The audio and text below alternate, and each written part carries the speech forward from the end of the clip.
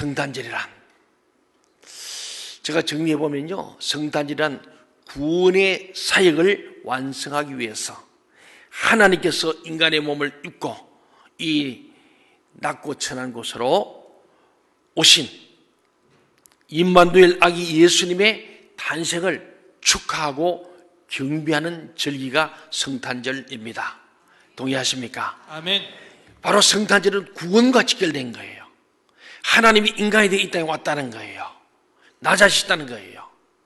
이 성탄이 그래서 나를 위해서 하나님 인간의 몸을 이 땅에 오셔서 나의 구원을 완성하러 오신 예수님, 너무너무 감사하고 그것이 너무 기뻐서 주님을 경배하고 찬양하는 절기가 성탄절입니다. 성탄절 전자부터 주연절, 다시 말하면 1월 첫째 주일 직전까지 12일간을 성탄절기로 지키고 성탄복, 성탄투리를, 크리스마스 투리를 계속 두면서 성탄의 참된 의미를 되새기면서 축하하는 계절이 성탄절입니다. 오늘부터 시작되는 거예요. 이 성탄절의 색깔은 주님의 사역에 초점을 맞추어서 위대한 기쁨과 즐거움을 상징하는 흰색과 황금색을 사용하는 것이 이 성탄절의 색깔이에요. 그 성탄절은 흰색, 황금색이 성탄절의 색깔을 의미합니다. 우리를 죄 사시는 깨끗함과 더불어서 성결함, 더 나아가 왕 대신 주님을 향하는 황금색을 상징하고 있습니다. 대림절 첫 주일인 오늘 우리는 이 대림절에 어떻게 성탄을 준비할 것인지, 우리가 무엇을 먼저 생각해야 할 것인지를 돌아보는 계기로 삼을 수 있기를 바랍니다. 대림절, 이 말은 우리가 옆에 써놨습니다. 대림절, 대림이 뭐냐 보니까 Come and save us. 하나님이여 우리를 구원하기 위해서 오시옵소서 하는 뜻입니다. 그리고 이 대림절은 하나님이 인간의 몸을 입고 이 땅으로 내려오셨다, 강림했다는 거예요. 그래서 다른 말로 대강절합니다. 강림을 가지고 대강절을 가지고 대림절로 하기도 합니다. 그래서 저는 대강절을 안 쓰는 이유는 대강 보내지 말라고 대림절로 했습니다. 주님을 정말 학수고대하면서 내게 임하기를 소망하는 마음으로 대림절, 어드벤트라는 말을 썼습니다. 이것은 예수 그리스도의 오심을 기다리는 절기가 대림절 혹은 대강절이라고 말합니다. 대림절은 도착이라는 라틴어 어드벤투스에서 유래된 말입니다. 교회력의 시작은 그래서 대림절로부터 시작되는 거예요. 오늘 대림절, 이날부터 교회의 역사는 시작되는 거예요. 1년이. 그래서 우리 교회는 11월 말로 결산이 끝납니다. 우리 회기를 12월 1일부터 다음에 11월 말로 회기를 정한 것은 바로 이 교회력과 연결되는 거예요. 그래서 오늘부터 우리는 새 회기로 접어들고, 그래서 집권자를 첫 주에 임명을 하고 출발하고 있습니다. 대림절은 교회력으로는 신년이 되고, 따라서 대림절 첫째 주일이 신년 정월 초하루가 되는 것과 같습니다. 대림절은 10월 25일 전 4주일에 걸쳐서 지켜집니다. 이때는 전통적으로 대림절 이렇게 촛불을 켜게 되어 있습니다. 푸른 화한 그 위에다가 5개의 초가 있어서 매주일 하나씩 켜져서 성탄일에는 가운데 마지막 초에까지 불이 밝혀지게 됩니다.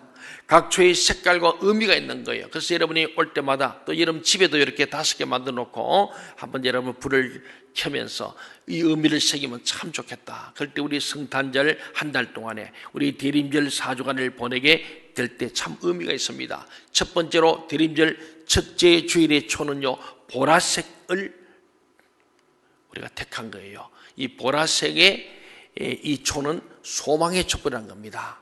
Candle of Hope.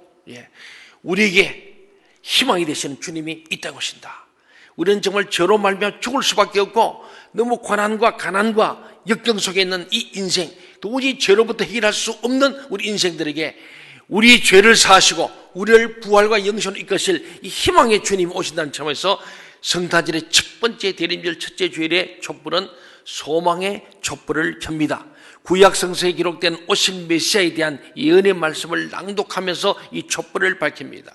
하나님의 약속대로 오시는 예수 그리스도는 이 고난과 어둠에 처한 온 인류의 소망의 빛이 되심을 알리기 위해서 첫 번째 보라색 촛불을 대림절 첫째 주일에 켜는 거예요. 그 다음에 두 번째, 다음 주에는 둘째 주일을 맞을 때 역시 보라색 초를 밝힙니다. 이것은 준비의 촛불이라고 말합니다. 준비의 촛불.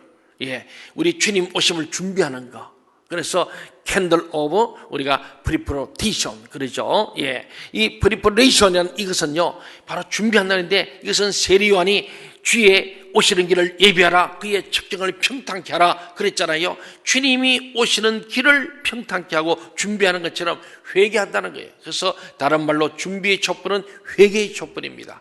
주님을 내 마음에, 우리 가정에, 우리 교회 민족 사회에 모시기 위해서 우리가 개인적이든 가정적이든 교회 민족의 죄를 회개하면서 예비하는 것이 두 번째 보라색 초입니다. 그래서 세례 요한의 말씀을 따라서 우리들의 교만과 죄를 회개하며 예수를 맞이할 마음의 준비를 하면서 회개하는 것을 의미하는 것이 두 번째 촛불입니다. 그 다음에 셋째, 우리 주일에는 분홍색 핑크빛으로 된 초에다가 불을 붙입니다. 이것은 기쁨의 촛불입니다. Candle of Joy. 예, 우리 기쁨의 촛불. 우리가 주님의 오심을 기대하고 소망할 뿐만 아니고 그 주님을 맞이하기 위해서 준비하고 회개한 우리가 죄 사함받은 기쁨으로 주님을 맞아들이는, 주님을 내 마음에 우리가 이제 모시는 이 기쁨을 생각하면서 세 번째 우리가 초는 분홍색 핑크빛인데, 이 세 번째 주에는 기쁨의 촛불을 켭니다. 예수 그리스도의 탄생을 목자들에게 전한 천사들의 메시지는 기쁨의 소식이었죠. 그래서 누가복음 2장 10절에 보면은 이렇게 천사들이 오는 거예요. 한번 볼까요? 시작. 천사가 이르되 무서워하지 말라. 보라, 내가 온 백성에게 미칠 큰 기쁨의 좋은 소식을 너희에게 전하노라. 예, 이 예수 그리스도의 오심은요 큰 기쁨의 좋은 소식인데, 왜? 고통과 슬픔이 쌓인 인류에게 구원자, 구세주, 세상을 구원할 주님을 만나는 그 기쁨이 너무 크기 때문에 기쁨의 촛불. 그러니까 이 성탄절을 맞는 우리에게는 소망과 회개, 준비, 더 나아서 기쁨이 있는 겁니다. 네 번째 주일에는요 역시 보라색 초를 밝힙니다. 이것은 사랑의 촛불, Candle of Love라고 합니다. 예수 그리스도는 하나님이 우리를 사랑하셔서 보내신 가장 큰 사랑의 선물이에요. 우리 잘 아는 요한복음 3장 16절 같이 한번 외워볼까요? 시작. 하나님이 세상을 이처럼 사랑하사 독생자를 주셨으니 이는 저를 믿는 자마다 멸망하지 않고 영생을 얻게 하려 하심이라. 영생의 선물. 그 영생을 그냥 주는 게 아니고 독생자 예수를 통하여 하나님이 세상을, 하나님이 박기환이를, 하나님의 여러분 각자를 이처럼 너무너무, 그래서 영어 성에 보면 For God so loved the world 이렇게 되어 있어요. 하나님이 뭘 위하였냐? So loved, 이렇게 큰 사랑, so loved, 너무너무 큰 사랑, 이처럼 사랑다. 엄청난 그 사랑으로 우리를 구원하려고 예수님을 우리에게 선물로 보냈다는 거예요.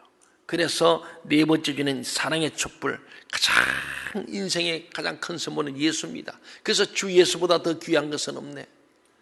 어떤 명예도 부귀영화도 쾌락도 예수와 바꿀 수 없다. 이 고백이 저와 여러분의 고백이 되길 바랍니다. 아멘. 예수님이 가장 큰 선물이고 가장 좋은 선물이 가장 기쁨의 선물이에요.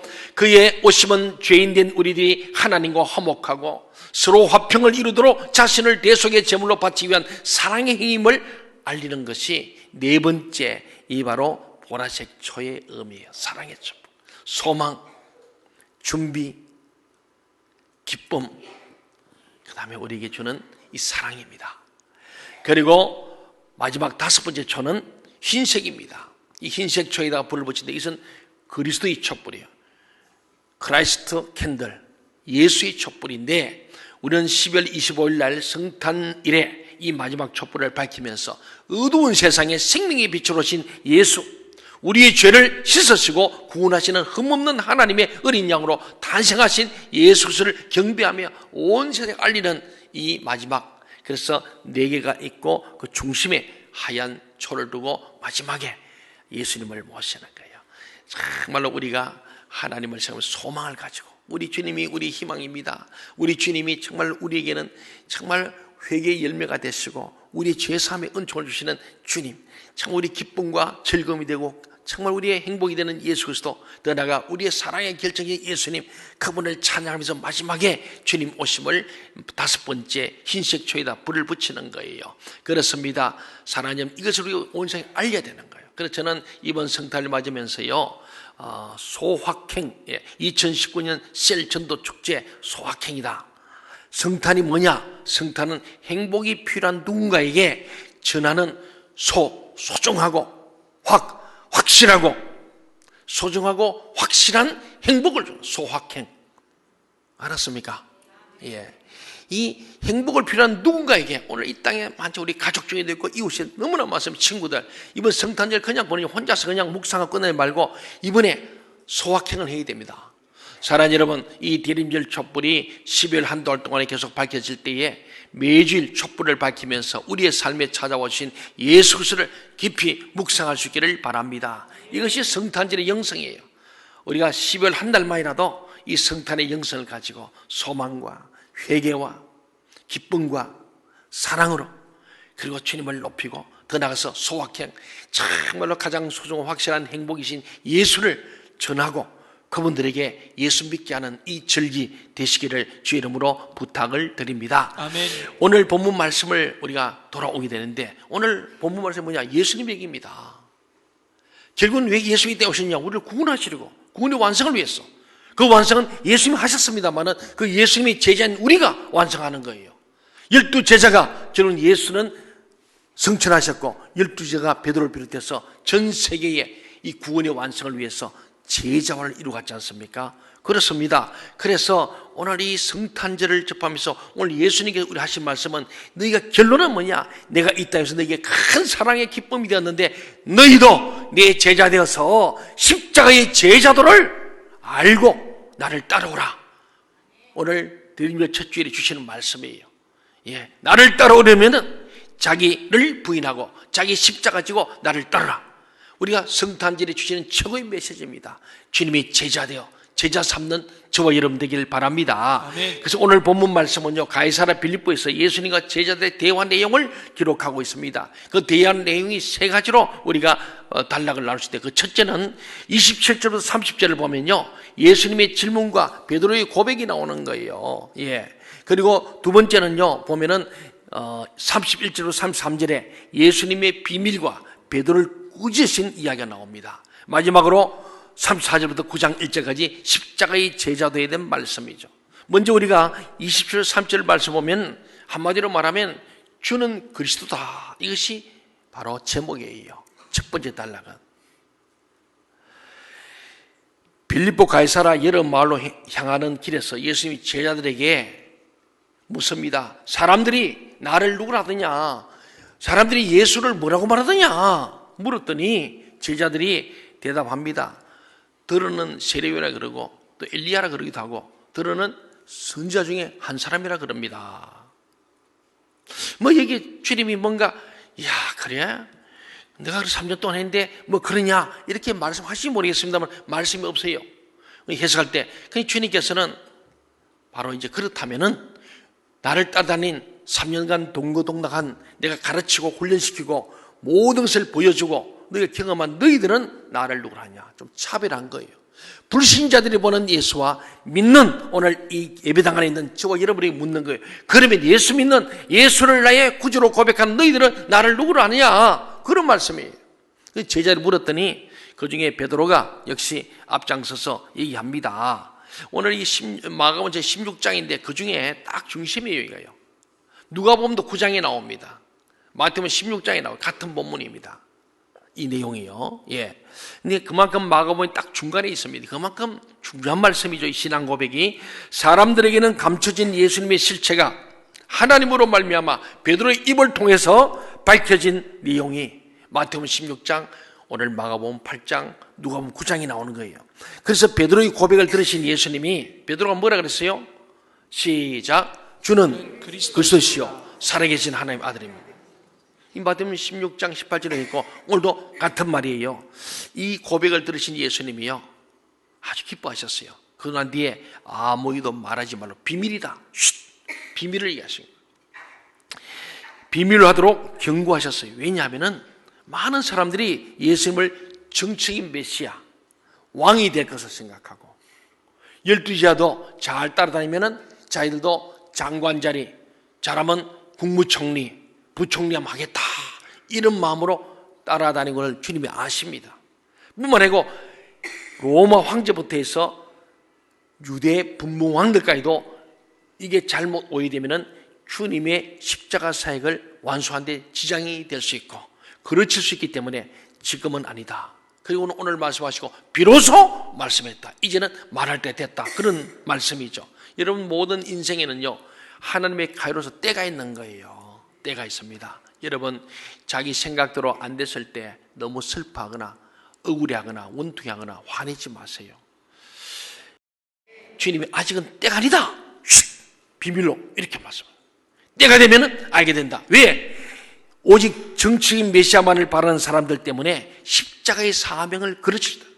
사람의 일 때문에 하나님의 일을 그르칠 수 있기 때문에 지금은 비밀이다 하신 거예요.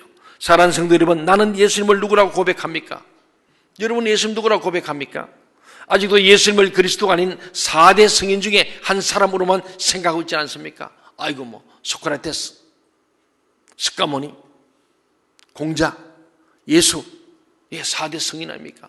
그 중에 한 명이라고 교과서는 어릴 때부터 가르치고 있는데 여러분은 아직도 그렇게 생각하십니까? 오늘 주님 묻는 거예요. 생명샘동교의 성도들이요, 여러분은 나를 누구라고 생각하느냐? 여러분이 고백해야 됩니다. 어떻게? 주는 그리스도십니다. 나의 주인이시고 마이 로드, 나의 인생의 주인, 생명의 주인, 우리 가정의 주인, 교회와 민족사의 주인 되십니다. 그 주인 되신 주님이 그리스도, 우리 구원자입니다. 아멘. 두 번째로 31, 33절 보니까요, 사람 일을 생각한다. 이게 주님이 하신 말씀이에요.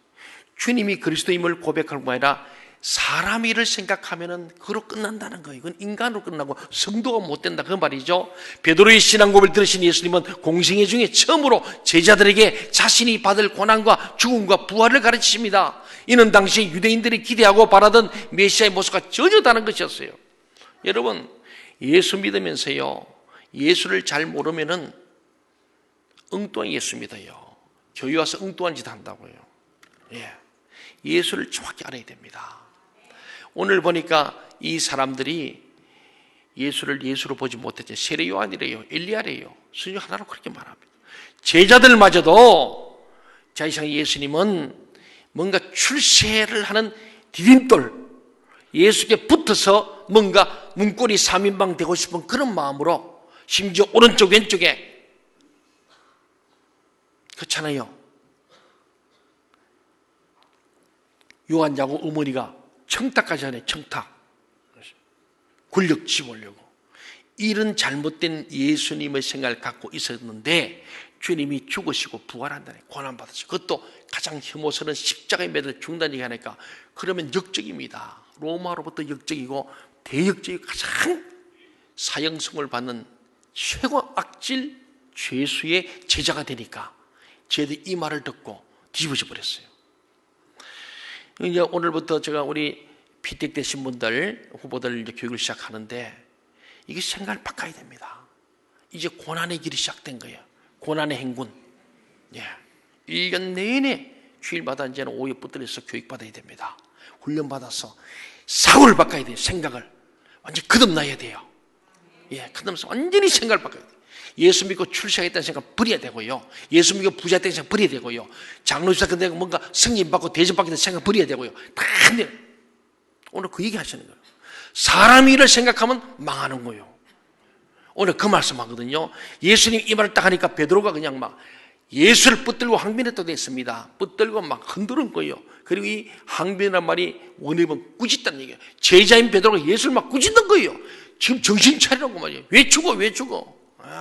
지금 가면 호산나 부르고 지금 우리가 왕이 되고 우리 한 자리 차지했는데 죽으면 안 된다고. 베드로 갑자기 주는 그리스도 살에 하나님 아들을 켜놓고는 갑자기 그 아들이 뭔가 기적을 행해가지고 막 왕이 될 줄 알았는데 그 십자가에 고난받아 죽는다네. 그것도 그 당시 최고 대제사장 장로들 서기관들에게 붙잡혀서 고난받고 십자가에 못 박혀 죽는다니까.